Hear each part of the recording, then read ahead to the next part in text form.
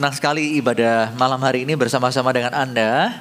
Dan di ibadah yang terakhir ini merupakan tema terakhir yang saya bawakan di sepanjang hari, yaitu menyongsong perubahan. Karena kita tahu dalam hidup perubahan itu pasti ada. Setiap hari kuku kita tumbuh, rambut kita juga. Ukuran memang terbatas. Tetapi ada perubahan yang kita abaikan karena kita tak pandang menjadi sesuatu hal yang perlu diukur selalu dalam jangka dekat. Efeknya juga nggak terlalu terasa untuk hal-hal tertentu. Tapi ada perubahan-perubahan yang sangat signifikan. Yang kita harap perubahan itu selalu baik.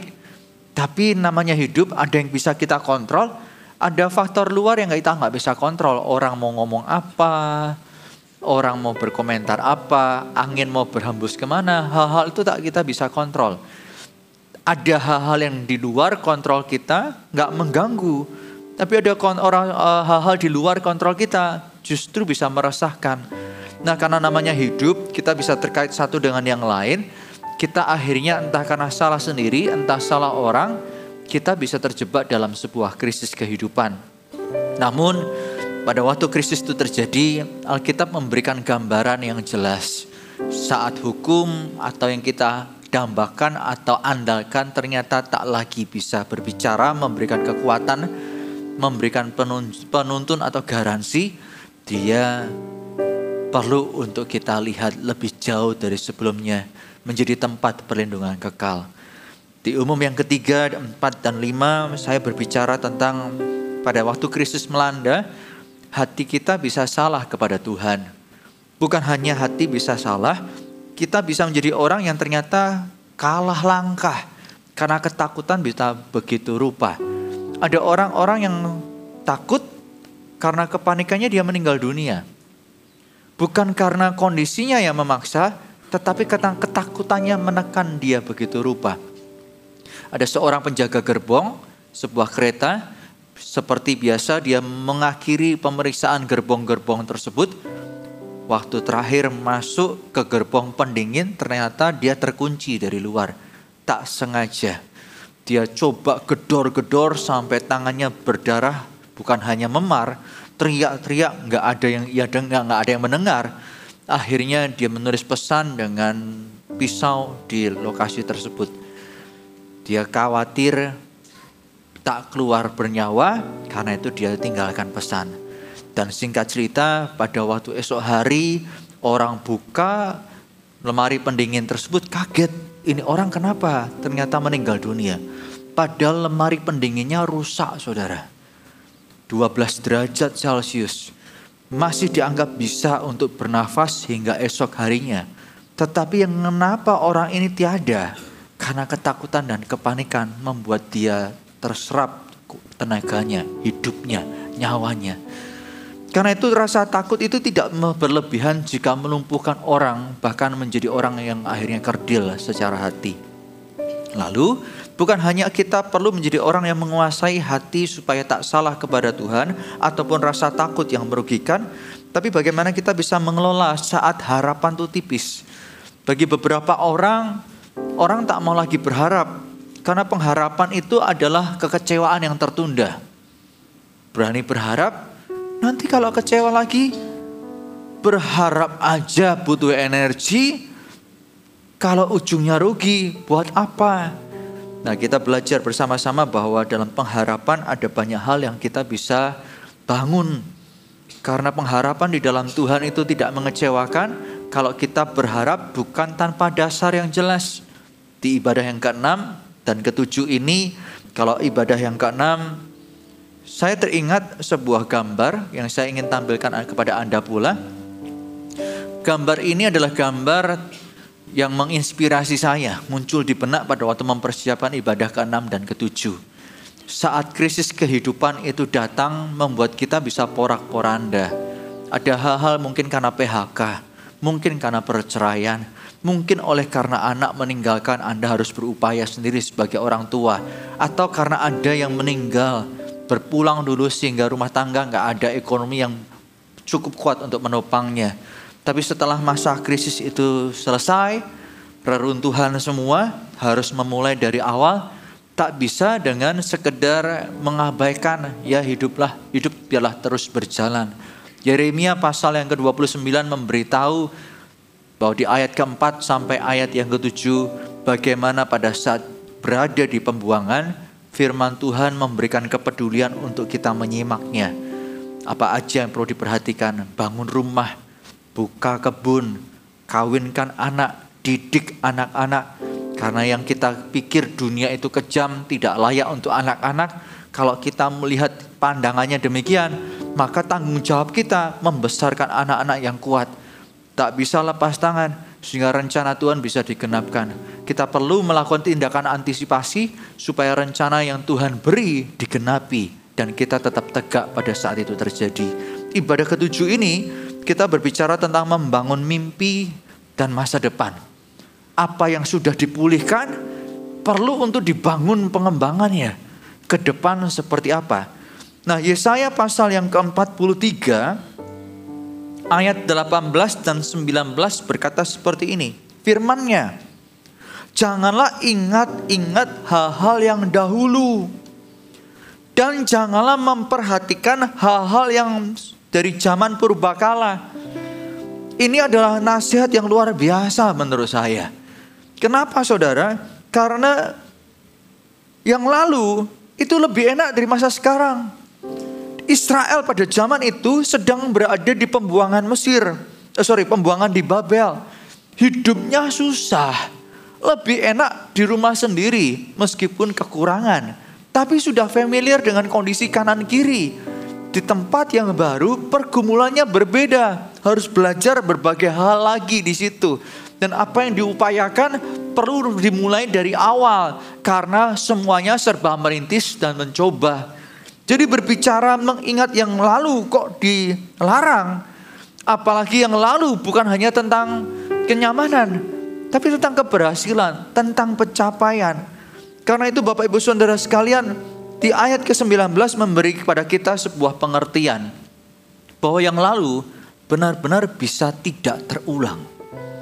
Orang yang meninggal membuat ekonomi keluarga akhirnya tak ada kekuatannya yang bisa dipegang.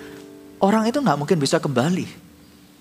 Suami atau istri yang sudah berpaling hati, kerusakan di hati orang belum tentu pulih seperti kalau tidak terjadi apa-apa. Bukan hanya dari sisi pasangan, tapi sisi anak look up kepada orang tua yang semula respeknya begitu besar, menjadi tercoreng. Jadi yang lalu meskipun bagus, tapi gak bisa diulang sama persis. Meskipun itu bisa terjadi. Masalahnya karena kan waktu gak mungkin terulang sama. Di masa depan ini yang menjadi dukungan Tuhan, investasi Tuhan kepada kita. Ayat ke-19 dikatakan, lihat, aku hendak membuat sesuatu yang baru. Sesuatu yang baru dikatakan lebih jauh, yang sekarang sudah tumbuh. Belumkah kamu mengetahuinya? Ya, aku hendak membuat jalan di padang gurun dan sungai-sungai di padang belantara. Ayat ini menarik sekali sebab Tuhan berkata aku hendak membuat sesuatu yang baru. Dan itu bukan hanya rencana, sudah dimulai investasinya. Karena investasinya sudah dimulai, pertanyaannya belumkah kamu mengetahuinya? Sesuatu yang baru memang belum familiar bagimu. Perintisan ini belum menghasilkan buah seperti yang dahulu. Saya beri contoh saudara. Suatu kali gereja yang lama pada saat saya masih di Ungaran. Kami merintis sebuah gereja dan membangunnya. Gembala kami bergumul untuk pembiayaannya. Sampai satu momen menjadi terlunasi oleh karena pagi hari ada orang yang digerakkan. Jemaat yang digerakkan lalu melunasi semuanya. Jemaat itu juga toko bangunan. Semua bersukacita, lega.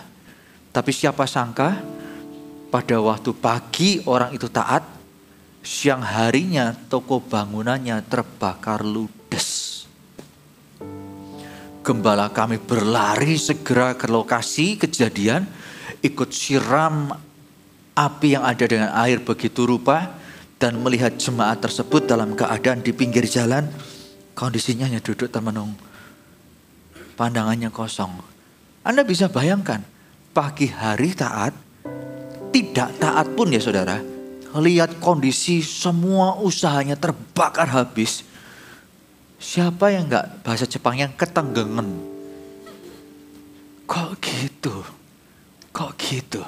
Singkat cerita, setelah semuanya selesai, api padam, dia bisa step by step melewati hari demi hari. Dia siap kembali untuk usaha. Yang dia lakukan di depan toko di mana itu sudah habis terbakar, dia gelar lembaran koran dan karung hanya untuk per item yang dia jual. Anehnya, Tuhan percaya, Tuhan mengirimkan orang-orang yang percaya kepada dia. Orang tuh hanya lihat itemnya di atas koran dan aku mau beli yang ini. Kamu punya seri apa lagi? Aku mau beli yang itu. Gak habis pikir sih, gak habis pikir. Dan singkat cerita, dengan ketaatan yang Tuhan kenan, meskipun ada krisis datang, sampai satu waktu semua yang Tuhan berkati, setelah toko jadi yang baru, jauh lebih besar, jauh lebih megah dari yang sudah hangus. Bapak Ibu Saudara sekalian, bukan berarti setelah ini kita bakar semua rumah kita ya, atau toko kita cari gara-gara mau diganti yang baru. Bukan, karena tidak ada yang direncanakan. Namun namanya celaka itu bisa terjadi bukan karena kita yang gak hati-hati, orang lain yang bisa menjadi penyebabnya. Tetapi kembali, kalau Tuhan itu buat sesuatu yang baru, kalau sudah di akhir, kita baru paham, oh begitu. Tapi kalau kita nunggu semuanya ketahuan dibukakan Tuhan, itu namanya bukan iman. Sedangkan kita diajar hidup oleh iman. Hidup oleh iman dari dulu itu menantang saudara. Zaman orang Israel dibawa keluar oleh Tuhan dari Mesir, kalau Anda baca, mereka itu kan bangsa budak, gak tahu bagaimana menjadi sehat. Itu Tuhan sampai mengajar bagaimana buang hajat. Bayangkan, itu Tuhan tuh peduli sampai urusan hajat saudara. Kampung tengah bermasalah, diajari kalau mau mengeluarin gimana. Alkitab mencatat, Tuhan memberi perintah kalau mau buang hajat, bawa skop, keluar perumahan. Keluar dari area pemukiman tenda. Setelah di luar, gali lubang, buang di sana, lalu tutup kembali. Ngeri bagi saya, Tuhan itu pedulinya kok sampai urusan yang begitu. Tapi orang Israel butuh iman. Karena ngapain buang hajat sampai susahnya demikian. Kalau mereka nggak taat, pup sembarangan, itu bisa rusak itu satu kampung, satu area saudara. Karena penyakit bisa di mana-mana. Tapi Alkitab tidak pernah mencatat adanya keracunan penyakit karena pup yang sembarangan. Karena meskipun di luar nalar bagi mereka, pada nurut, butuh iman. Kita sekarang butuh imankah untuk habis pembuangan, siram, butuh iman? Gak butuh. Tapi bukan berarti kita gak butuh iman untuk area-area lain dari kehidupan. Tantangan zaman dulu beda dengan zaman sekarang. Tetapi lawannya sama, yaitu diri sendiri. Mau percaya kepada pemikiran sendiri atau percaya kepada perintah Tuhan yang menuntun kita kepada kehidupan. Pup dengan teratur dan sehat itu baru buat orang-orang. Bagi kita yang baru, bukan urusan pup. Kita udah tahu dari sejak dulu. Tapi bagaimana mengampuni dan hidup sehat karena mengampuni. Bagaimana memberi dan hidup kita tetap terpelihara. Bagaimana kita hidup rukun dan damai dengan semua orang. Meskipun ada orang-orang yang gak bisa diajak kerjasama. Ada banyak hal baru, tapi kita perlu sadar. Tuhan tuh mau buat kisah baru dalam hidup kita. Kisah lama adalah laut merah terbelah. Kisah lama adalah mana datang sampai orang Israel cukup waktunya, berhentilah, mana tersebut. Kisah Lama ada waktu minta daging, dikirimkan para daging untuk orang bisa makan dan kenyang olehnya. Banyak kisah lama, tetapi Tuhan buat kisah baru, membuat jalan di padang gurun dan sungai-sungai di padang belantara. Ini sesuatu yang asing, sesuatu yang belum bisa terlihat. Tidak jarang untuk sesuatu yang asing kita anggap aneh, kita alergi dan menentangnya, berkata gak mungkin. Kita menjadi berani, menjadi familiar kalau sudah ada cerita bagaimana Tuhan melakukan mujizat dalam kehidupan orang, dan kita merasa aman pada waktu Tuhan mengerjakan yang sama dalam kehidupan kita. Tapi kita jika jadi orang yang pertama mengalami, itu sesuatu yang sulit diyakinkan apakah benar ya. Tuhan itu buka jalan di padang gurun, sungai-sungai di padang belantara. Bagi kita lebih susah percaya ini daripada percaya Laut Merah terbelah. Kenapa? Karena Laut Merah terbelah itu diceritakan dari generasi ke generasi.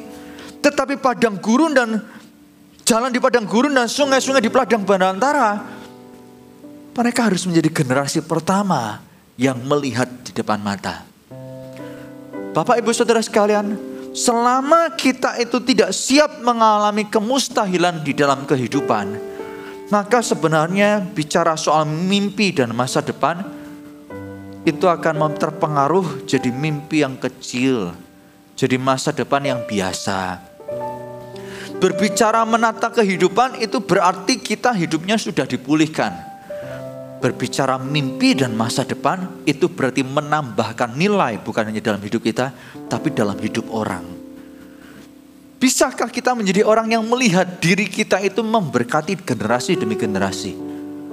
Jarang sekali kita tuh matanya bisa melihat jauh ke sana.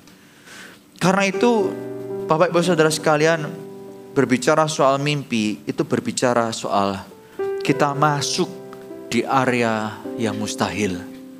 Mimpi, membayangkan, bisa enggak? Bisa enggak? Jika itu butuh waktu dalam kehidupan Anda, saya dorong Anda, ambillah waktu untuk berproses. Punya mimpi yang mustahil, punya mimpi yang besar untuk kehidupan Anda. Orang-orang tertentu gampang punya mimpi. Tapi bagi orang-orang tertentu yang tak pernah terlatih dalam area tersebut dan tak pernah berproses, mimpi itu hanya omong kosong. Mimpi itu hanya perkataan khayal. Mimpi itu halu. Selama kita berkata demikian, maka itu tanda proses kita perlu lebih ekstra. Karena kenyataannya banyak hal di Alkitab itu mujizat. Tapi kenapa kita tidak menolak mujizat itu? Karena buat kita sering dengar gak asing. Tapi orang lain yang mengalami. Apakah Anda mengalami? Ada waktu-waktu dalam kehidupan saya merenung. Karena pembacaan sedang dalam kitab Mazmur. Saya bergumul, Tuhan, saya ini melayani Tuhan dari sejak dulu. Sejak remaja hingga sekarang. Dan orang berkata apa yang saya alami itu hebat. Heran, ajaib. Pertanyaan saya, itu kata orang, apakah saya memandang itu sebagai hal yang ajaib? Saya mengambil waktu merenung dan berpikir sampai satu konklusi. Ya, yang ini terjadi, anak itu ajaib. Ya, yang itu terjadi, itu adalah hal yang ajaib. Satu persatu saya konfirmasi bahwa yang Tuhan kerjakan dalam kehidupan saya dan keluarga itu ajaib. Bukan hanya kata orang, tapi benar-benar ajaib. Pada saat saya bisa mengkonfirmasi apa yang dikatakan oleh firman, ada hal baru yang Tuhan akan buka dan percayakan. Saya mengaminkan, bukan hanya kata orang, saya mengaminkan. Itu membuat saya bisa punya mimpi yang lebih jauh ke depan. 5 tahun, 10 tahun, 20 tahun lagi, bagaimana kehidupan akan jadi. Dibayangkan, dipikirkan. Terkadang butuh waktu, bukan hanya semenit 2 menit menikmati mimpi-mimpi tersebut. Dan bukan hanya sekedar bermimpi. Ada jalan di padang gurun. Ada sungai-sungai yang Tuhan buka. Tapi setelah mimpi-mimpi itu di depan mata, saya datang kepada Tuhan dalam doa. Tuhan, mimpiku ini punya dasar. Firman-Mu yang di atas segala-galanya. Aku berdoa untuk mimpi-mimpi ini jadikan nyata. Biar seturut kehendakmu terjadi, paling tidak dari sisiku sudah siap gandeng tangan berjalan di atas kemustahilan. Pada saat istri saya divonis stroke batang otak, dan tak ada penyebab yang ketahuan, berat bagi kami. Tapi setelah progres demi progres dialami, orang berkata, itu bukan hal biasa loh, bukan hal biasa. Karena terjadi progres pemulihan sampai seperti ini. Bagi saya, ya gitu ya. Saya mendengar ada orang yang sudah tahunan dalam kondisi tetap terbaring, gak bisa berbuat apa-apa. Tapi saya gak melihatnya. Saya berpikir istri saya masih punya keterbatasan. Mujizat di mana? Sampai saya pikirkan, ya ternyata saya bertemu dengan orang-orang yang dipanggil Tuhan pulang karena stroke atau stroke batang otak. Dan mereka yang masih bernyawa, tidak sedikit yang tak bisa berbuat apa-apa. Istri saya sudah mengalami pemulihan yang begitu rupa. Ya, ini karya Tuhan. Ini mujizat. Hal lain, saya tadi saksikan, kami pada saat dari Samarinda ke Balikpapan, Surabaya untuk periksa dan berujung di Jakarta. Kami setelah tinggal sekian lama di mes gereja, sekretariat, gembala kami berkata, Pastor Puji dan Pastor Lena, tempat tinggal sekarang kurang layak. Ayo Ben, cari tempat yang baru, yang lebih proper. Saya berkata oke. Waktu cari saudara, itu minta ampun. Susah, bingung, lelah. Dan ada satu waktu, saya kata kepada istri, hari ini Senin, setelah antar anak ke sekolah, saya keliling ya, cari rumah lagi. Jadi hari ini gak usah latihan dulu. Setelah cari rumah, saya pulang urus kamu. Siangnya saya akan coba cek rumah yang baru karena ada janjian untuk lihat rumah itu. Singkat cerita, di pagi hari setelah antar anak sekolah, saya keliling.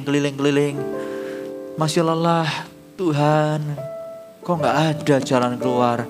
Waktu harus tinggalkan rumah ini segera nih, harus cepet nih, gimana Tuhan?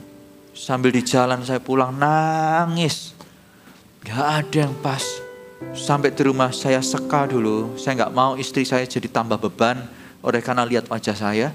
Setelah masuk saya beritahu belum ada hasil, udah kita jalani aja. Siang hari di waktu yang sudah dijanjikan, saya pergi ke sebuah tempat untuk lihat. Dalam perjalanan ke sana, saya lihat sebuah rumah. Karena sudah saking putus asanya, rumah besar kecil saya hubungi saudara. Itu rumahnya besar sekali. Dan pada saat saya hubungi, yang pertama, itu rumah sudah kosong berbulan-bulan. Pada waktu saya telepon, itu baru 2 jam digantungkan tulisan dikontrakkan. Dan memang kami tinggal di situ akhirnya. Yang kedua, rumah itu memang didesain untuk orang yang memakai kursi roda. Jadi ada ram dan kamar mandi cukup luas. Yang ketiga, karena kami tidak tinggal sendiri, ada rekan-rekan yang lainnya. Privasi harus dijaga antara kami dengan mereka meskipun sudah kenal lama. Akses untuk kami dengan orang-orang lainnya itu terpisah sejak pintu utama. Begitu buka pintu utama, langsung ada tangga ke atas. Lantai 2 dan lantai 3. Atau lurus, itu tempat tinggal kami. Gak jadi masalah. Yang keempat, harganya kurang lebih daripada yang lama. Yang kelima, yang punya rumah lama itu notaris. Yang punya rumah baru, pada saat datang dengan saya ke notaris tersebut, pemilik rumah lama berkata, kamu ini ya gak mau tinggal lagi di rumah saya. Kok ya carinya rumah saudara saya? Yang cari rumah saudara ibu siapa? Gak ngerti itu rumah saudara ibu. Jadi dengan itu pemilik baru itu percaya gak mikir apapun soal kami. Karena kami tinggal di rumah yang lama itu sudah lama sekali. Dan terbukti kami jaga dengan baik. Bagi saya itu mujizat. Ada banyak hal yang kami mulai soroti. Hal besar ya. Yang Tuhan lakukan bukan dalam kehidupan orang. Di depan kami. Kami yang alami. Setelah mulai melihat dan mengkonfirmasi satu. Bukan hanya cerita Alkitab. Tetapi kemustahilan dalam kehidupan kami baru bisa melihat jauh ke depan untuk bangun mimpi di dalam Tuhan. Masalah boleh datang, tetapi mimpi akhirnya kami pula punya dan kami mau jalani. Seorang wanita bernama Florence Chadwick. Dia adalah seorang perenang jarak jauh yang sangat hebat. Dalam kiprahnya, ia telah menyeberangi laut dari pantai Perancis ke pantai Inggris. Itu berenang selama 13 jam 20 menit. Dia bukan hanya menyeberangi pantai Perancis ke pantai Inggris, dia juga berenang di Selat Bosporus, Selat Dardanella, Selat Gibraltar. Dan suatu kali dia memulai aksi menyeberangi Samudra Pasifik dari Pulau Catalina ke pantai California, kurang lebih 41 km, sekian jaraknya. Orang ini pada saat berenang dikelilingi oleh pelatih dan orang tuanya serta para penjaga yang bawa senapan. Supaya kalau ada hiu-hiu yang mendekat, senapan dibunyikan, hiu-hiu diusir. Ada satu area yang pada waktu dia berenang mulai masuk area berkabut yang benar-benar dia nggak bisa lihat apa-apa. Hawanya dingin sekali. Setelah 14 jam berenang, dia masuk ke area tersebut. Dia ingin menyerah. Orang tuanya berkata, jangan menyerah. Yang nggak bisa lihat itu bukan cuma kamu. Kami semua nggak bisa lihat. Tapi tenang, kita halau para hiu dengan senapan. Sehingga pada saat dia berenang, bukan hanya tak bisa melihat, dinginnya begitu rupa, dia sering kaget-kaget karena senapan dibunyikan. Dia mencoba bertahan dari 14 jam ke 15 jam. Akhirnya di 15 jam dia putuskan menyerah, meskipun mamanya dan pelatihnya bilang jangan. Nggak sanggup aku, nggak bisa lihat. Singkat cerita, dia keluar dari lautan, masuk ke perahu. Perjalanan dilanjutkan, kurang 800 meter. Kurang sedikit saudara. Diwawancara, kenapa kamu gagal? Ya, aku gagal bukan karena gak kuat. Aku gagal karena tak bisa melihat apa yang ada di depan. 2-3 bulan kemudian, dia memulai kembali trek yang sama. Kali ini masuk ke area yang berkabut, dingin, dan beberapa kali tetap terkejut karena senapan-senapan dibunyikan supaya hiu-hiu dijauhkan. Tapi dia bisa selesaikan sampai bibir pantai. Wartawan kembali bertanya, apakah medannya berubah? Enggak. Apakah kabutnya enggak ada? Ada. Apa kamu enggak kedinginan dan kaget-kaget? Tetap sama. Kalau begitu kenapa bisa kamu selesaikan? Karena meskipun aku tak bisa melihat karena kabut, tapi di benakku aku sudah lihat tujuannya. Sehingga meskipun ada tantangan, aku menyelesaikannya. Pertanyaan saya saudara, apakah Anda melihat mimpi Anda itu apa di ujung satu hari nanti? Apakah Tuhan panggil kita jadi orang-orang yang gak punya tujuan akhir? Saya putuskan gak mau. Yusuf itu usia 17 tahun melihat jadi orang yang dipercaya Tuhan perkara yang heran dan besar. Masalah dia itu gak gampang, nyawa taruhannya. Dia dijual jadi budak. Pada waktu dijual jadi budak, dia teriak-teriak minta pertolongan, kata kakak-kakaknya. Tapi kakak-kakak berkata, meskipun kita melihat dia sesak hati, bukankah kita abaikan? Saya nggak tahu cara menggambarkan lebih tentang sesak hati. Tapi saya bisa ceritakan ini. Suatu kali ada seorang anak karena mencuri barang papanya nggak terima. Dia diikat di sebuah pohon. Akhirnya mengaku pencurian yang dia lakukan. Papanya merasa sangat marah. Bagian telinga anaknya itu dipotong. Dan papanya berkata, kamu makan atau aku bunuh. Dia teriak-teriak minta ampun kepada papanya. Dari teriak-teriak ditekan lagi, kamu makan atau aku bunuh. Dari teriak-teriak anak itu diam. Pejamkan mata, bukan pejamkan, dia membuka matanya, hadapi papanya dan telan dagingnya sendiri. Sesak hati yang diabaikan membuat dia begitu dingin dan keras kemudian hari. Yusuf, anak mama, anak papa, begitu dimanja, banyak fasilitas. Papanya sayang dia, jatuh di tangan tuan yang gak jelas dan jadi budak. Itu membuat dia ketakutan begitu rupa. Bukan setahun, 2 tahun, belasan tahun. Tapi ini orang bahkan dibelenggu besi lehernya, dibelenggu kakinya. Lewati masa yang gak mudah. Kok bisa berujung firman Tuhan digenapi dari penjara ke istana? Karena dia punya mimpi. Dan dia punya Tuhan yang menyertai. Apa yang dia lihat di masa 17 tahun. Dia pertahankan begitu rupa. Dan ternyata di dalam Tuhan benarlah pengharapan itu tidak mengecewakan. Pak, itu Yusuf punya mimpi, hebat dia. Masalahnya kita yang ada di dunia itu datang ke muka bumi lalu melalui kelahiran dengan bawa rencana Tuhannya juga yang sangat besar. Rencana Tuhan yang besar itu bukan hanya Tuhan kepada Yusuf. Yehuda pun Tuhan punya rencana besar. Karena lewat keturunannya Yesus dilahirkan. Semua orang-orang di Alkitab itu lahir dengan rencana yang besar. Nama Anda dan saya tak tertulis di dalamnya karena tak mungkin dituliskan. Kita kelahirannya beda. Rencana Allah juga unik adanya. Hidup kita kenapa gak besar? Bukan jadi orang terkenalnya, tapi pengaruhnya bukan apa-apa. Karena kita tak punya mimpi, Tuhan menyertai begitu rupa. Kita itu menjadi orang yang hanya mengalir hidupnya. Sehingga waktu ketemu dengan tantangan, ya sudah kalau Tuhan tolong puji Tuhan. Kalau enggak ya sudah harus diterima. Tuhan memang punya pilih kasih. Atau pertolongan Tuhan hanya menjadi satu titik mujizat. Tidak ada kelanjutannya apa-apa. Bapak ibu saudara sekalian, di dalam Tuhan kita perlu punya mimpi. Tuhan bukan hanya pulihkan, tapi Tuhan mengangkat kita juga. Saya mendorong Anda.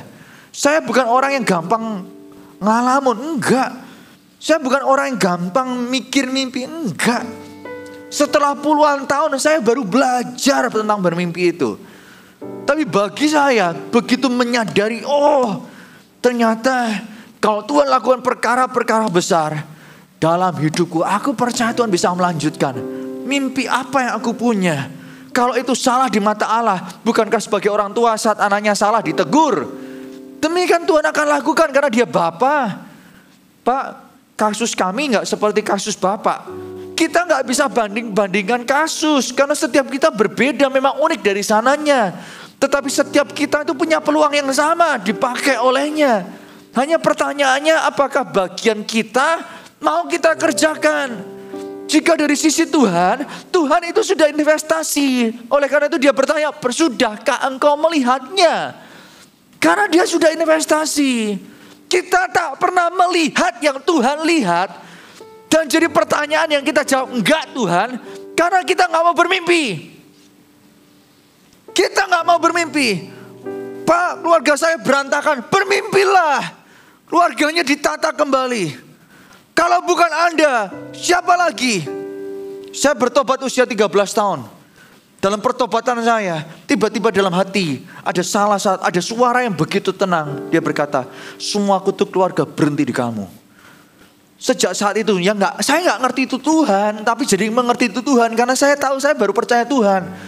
Saya pegang, saya bangun rumah tangga, itu babak belur saudara. Meskipun kutuk keluarga berhenti di saya, bukan berarti saya tak berbuat apa-apa. Saya bangun rumah tangga supaya apa yang rusak dan gagal berhenti di orang tua saya. Dan saya benahi untuk menjadikan generasi yang lebih baik, yaitu anak saya. Itu butuh upaya. Tetapi apa yang saya tabur, saya mulai melihat benih-benihnya. Anak yang saya ajar mulai bisa mendapati dirinya sebagai anak-anak sudah bertumbuh remaja usia 13 tahun. Terakhir saya berkata, Jordan, Daddy kecewa sama kamu. Karena begini dan begitu. Jordan, kamu tahu kecewa itu sesuatu yang manusiawi. Tapi Dedi mengatakan ini buat kamu, untuk kamu tahu yang kamu lakukan itu salah. Saya ajar 3 hal ke dia. Yang pertama, komunikasi itu perlu. Yang kedua, kalau kamu sudah mengkomunikasikan sesuatu ternyata Dedi berkata enggak, itu berarti kita cari jalan keluarnya sama-sama. Karena kita keluarga. Yang ketiga, kamu sekarang ini bukan anak-anak. Kamu remaja. Suatu hari nanti kamu menjadi dewasa. Dedi gak pingin kamu jadi orang yang dewasa, tapi seperti anak-anak atau seperti remaja. Kalau suatu hari kamu dewasa, jadilah dewasa yang bisa diajak diskusi sama Dedi. Ajak bicara. Jadi rekan buat Dedi. Untuk itu perlu bertumbuh. Kalau dari sejak sekarang kamu gak bisa komunikasi, bagaimana ke depan nanti? Dan jika nilai ini kamu gak punya, kamu berkata, aku udah komunikasi Dedi. Hanya berhenti di situ, gak cukup. Kalau komunikasi antar kita jalannya buntu, kita cari solusi sama-sama. Karena kita keluarga. Matanya berubah. Dari seorang yang tak paham dan salah menilai, jadi seorang yang anak remaja, mulai dibangun hidupnya dengan fondasi-fondasi yang lebih baik. Bapak, Ibu, Saudara sekalian, kami berupaya terima janji, kami kerjakan.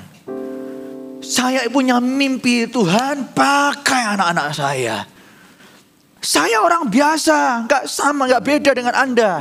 Bedanya panggilannya, saya hamba Tuhan, Anda dipakai di tempat yang berbeda dengan saya. Bidang kita beda, saya kerohanian, Anda enggak.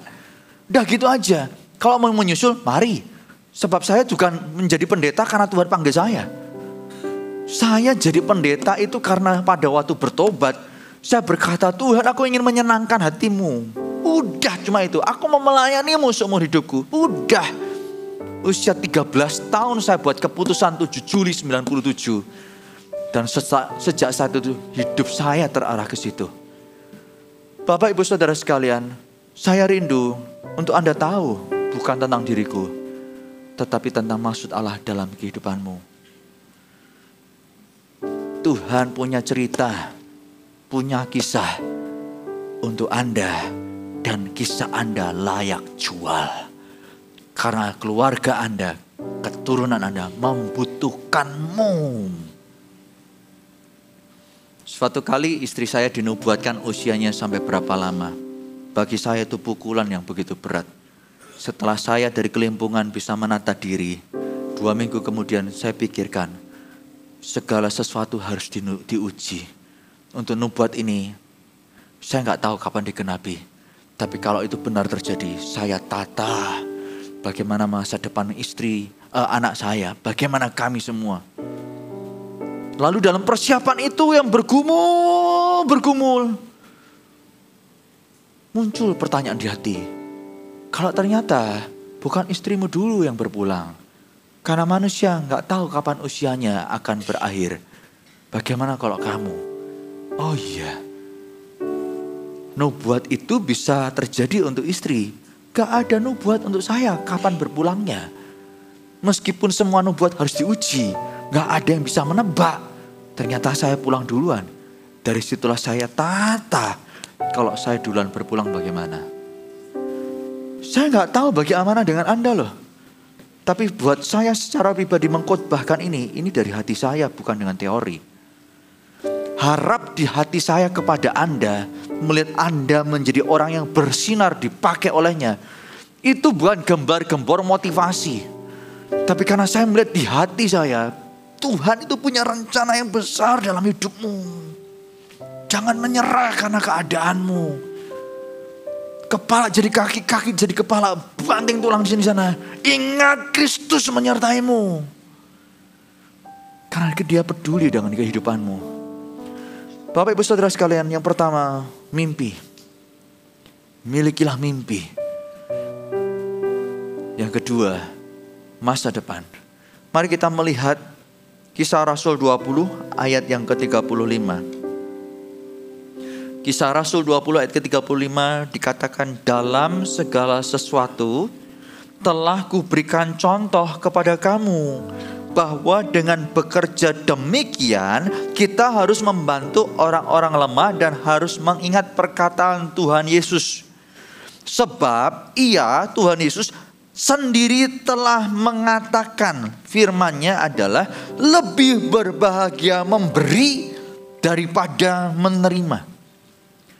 Bapak Ibu Saudara sekalian, memberi itu jelas, itu yang Tuhan perintahkan.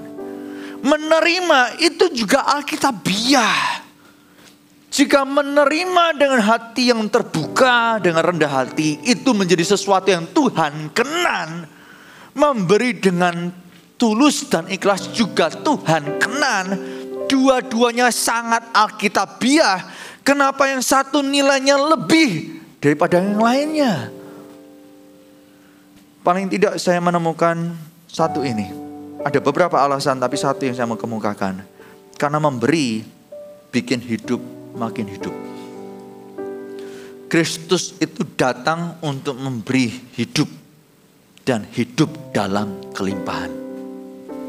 Artinya bukan hidup yang hari ini di sini dalam dunia fana kita genapi janji, tetapi dalam kekekalan Dia juga sediakan upah untuk kita semua. Pada saat kita memberi, bukan hanya memberi tentang harta. Saya orang yang memberi.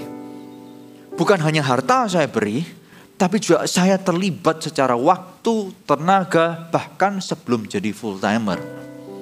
Saya berikan semuanya, meskipun pekerjaan dan studi tidak saya tinggalkan.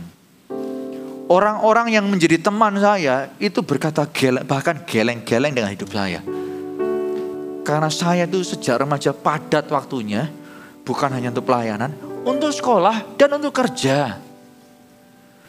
Memberi itu bukan menjadi sesuatu yang saya khotbahkan semata. Saya sudah hidupi dari dulu, memberi apapun. Termasuk di dalamnya adalah pelayanan.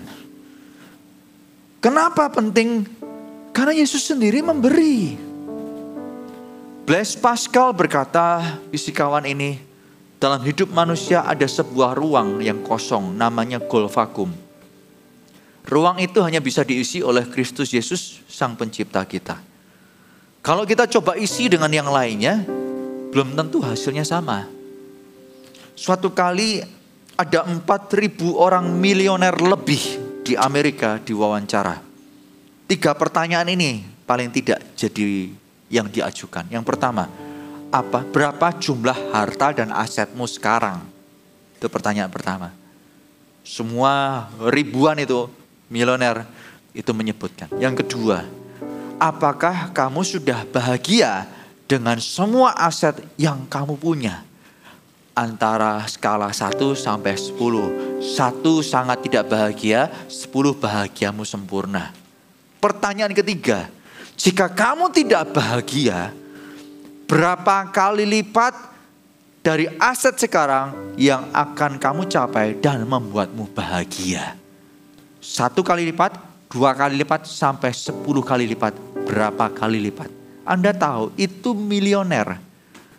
Tidak sedikit, jumlahnya ribuan, berkata baru puas, baru bisa mencapai titik bahagia versi mereka kalau sudah 10 kali lipat dari yang mereka punya. Itu artinya apa? Ambisius bisa jadi, tetapi sisi yang lain, seberapa banyak harta yang kamu punya untuk mengisi lubang di hati, gak akan tepat. Sebab bukan harta meskipun kita butuhkan. Yang selanjutnya, ada orang yang bernama Scotty Wolf. Dia salah satu pria yang ternekat yang saya pernah temukan di kisahnya. Dia menikah terbanyak dan banyak gagalnya pula, 29 kali. Dia pernah menceraikan mantan istrinya oleh karena mantan istrinya makan kacang kuaci terus saudara di kasur. Cerai saudara. Istri yang lain pernah dicerai gara-gara sikat gigi pakai sikat gigi dia. Pak gitu aja kan keterlaluan kan? Ya keterlaluan. Tapi bagi dia tuh sedang cari penambal lubang di hatinya. Mungkin banyak dari orang berpikir, aku akan bahagia dengan kalau nikah dengan si A, si B, si C. Masalahnya si A, si B, si C gak mau dengan Anda. Atau mungkin Anda berani hanya dalam khayalan. Tidak senekat ini. Berani tahan malu, berani hancur di mata orang. Tapi sebetulnya kasihan karena dia berupaya untuk tutup lubang di hatinya. Gak bisa tuh kalau dengan pasangan. Istrinya, salah satu istrinya itu nikah terbanyak di dunia juga. Versi wanita, 23 kali gagal. Bapak Ibu sekalian, kita tuh perlu menyadari hidup ini tak akan bahagia jika kita hanya bicara-bicara dan cerita. Segala sesuatu hal.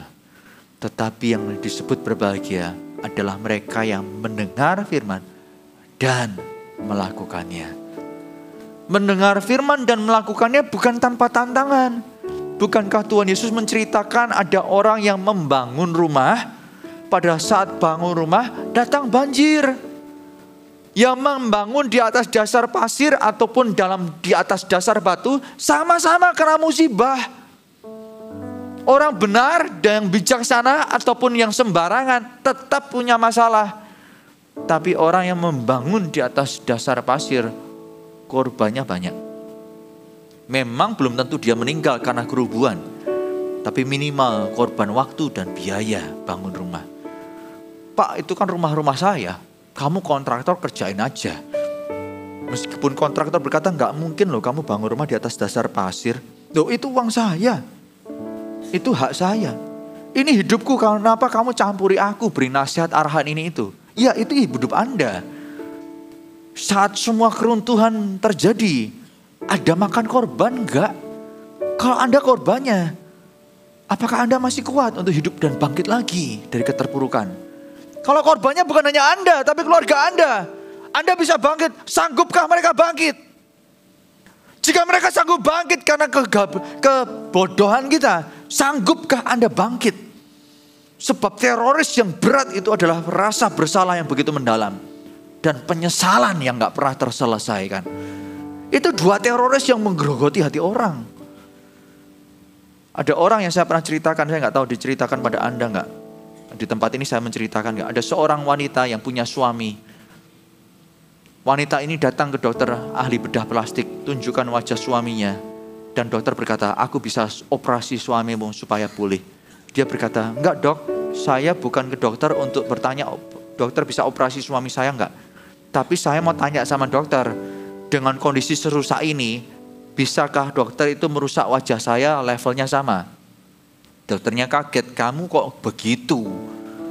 Baru dia cerita, suami saya suatu kali rumah orang tuanya kebakaran. Dia bergegas untuk bisa selamatkan mereka, tapi keduanya terpanggang. Dan dia penuh luka bakar. Rasa bersalah itu begitu rupa. Sehingga hari ini meskipun kami satu rumah, kami pisah kamar. Saya untuk ketemu dia itu sangat langka.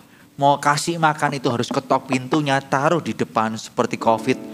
Saya tinggalkan, kalau dia lapar baru dia keluar, ambil dan setelah makan taruh lagi. Rasa bersalah itu begitu rupa.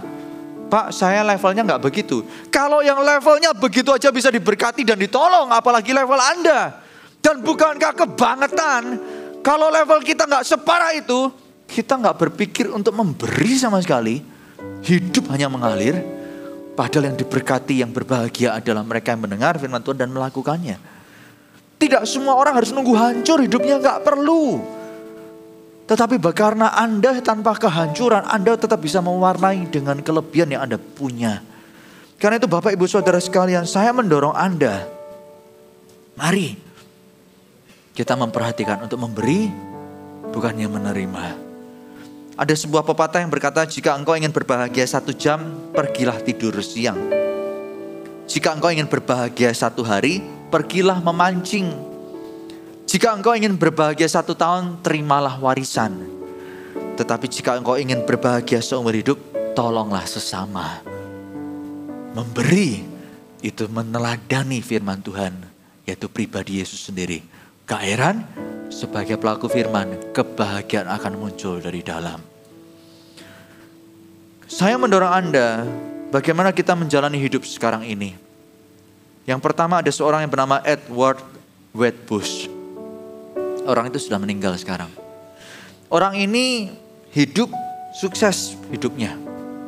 Dia mengelola aset yang begitu besar, miliaran US dollar.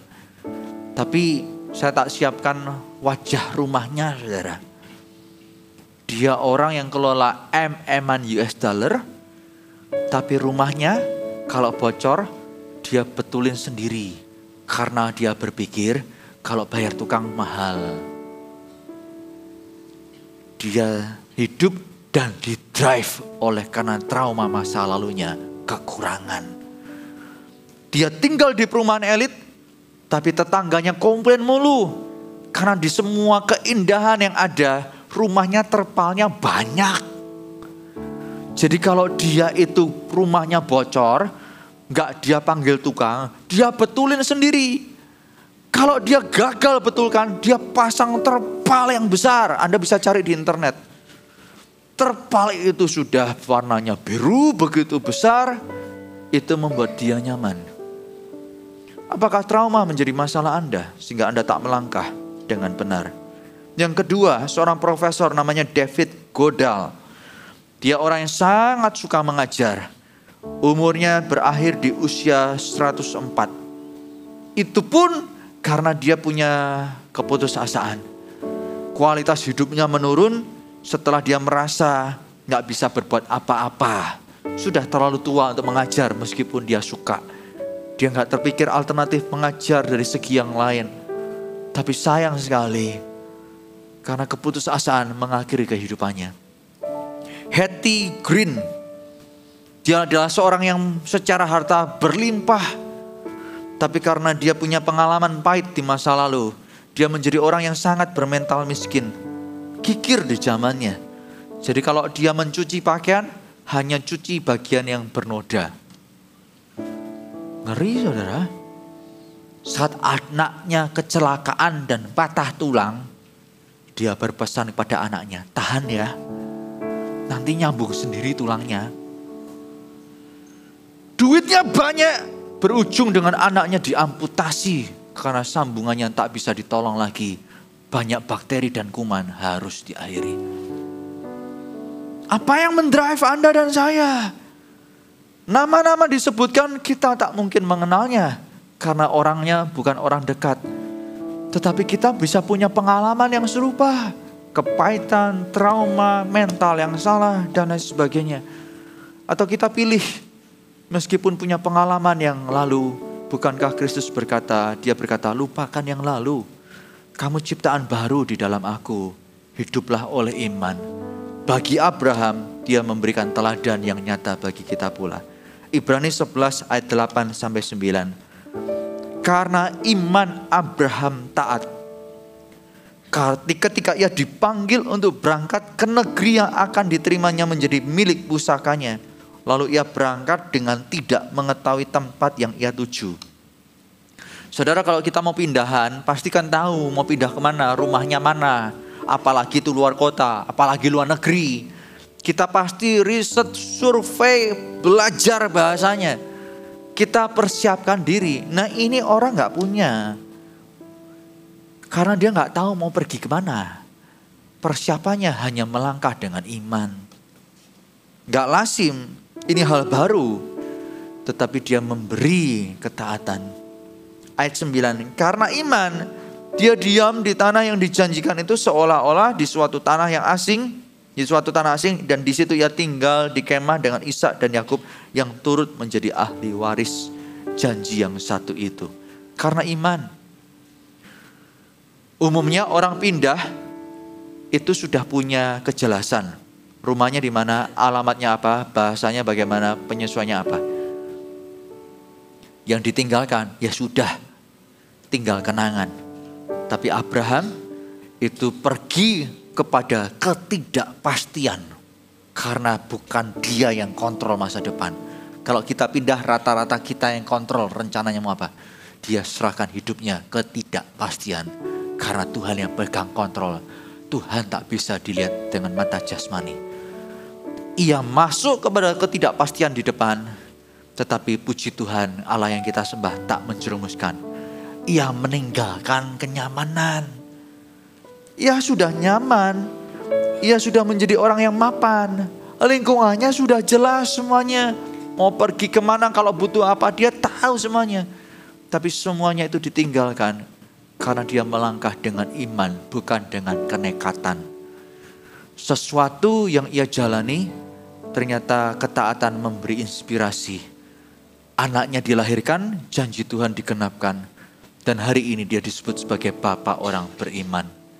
Bapak, Ibu, Saudara sekalian, orang itu adalah manusia, punya kekhawatiran, tetapi pada saat kekhawatiran datang, dia gandengkan kekhawatiran dengan firman Tuhan dan mengizinkan firman Tuhan yang membungkus ketakutan dan kecemasannya. Bukan sebaliknya, ketakutan yang membungkus firman, sehingga firman Tuhan seperti benih diambil oleh burung dan menjadi sirna. Meskipun ada burung datang, dia usir burungnya supaya benih jatuh ke tanah yang subur dan terpelihara. Menjaga hidup di dalam iman menjadi bagian yang ia lakukan. Ibrani 11 ayat 10 sampai 12 berkata, karena iman ia juga dan Sarah beroleh kekuatan untuk menurunkan anak cucu walaupun usianya sudah lewat. Karena ia menganggap dia yang memberikan janji itu setia.